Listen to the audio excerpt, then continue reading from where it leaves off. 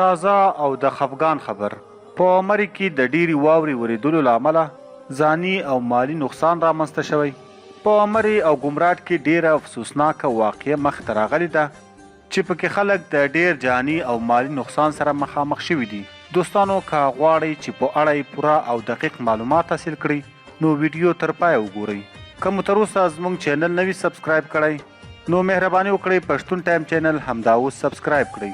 دوستانو په مری کې د ډیری واوري او مسلسل باران کېدو لامله ځایي او سیاحتي خلک له ډیر مشکل سره مخامخ شوي دي چې پکې حتی بعضې کورنیو خپل ژوند هم د لاسه ورکړی.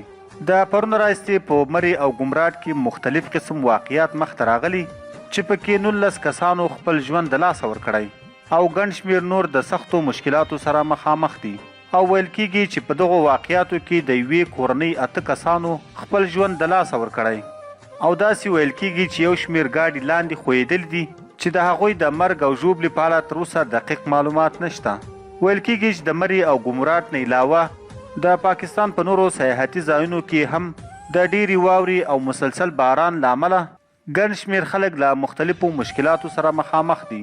دوستانو ټولو ملګرو او لیدونکو څخه مو همدا هیله او خواست دی چې په دغه واورین او باراني موسم کې له بېځایه چکر څخه ډډه وکړئ چې بیا خدای مکړه تاسو هم د داسې واقعي او داسې حالاتو ښکار نشئ.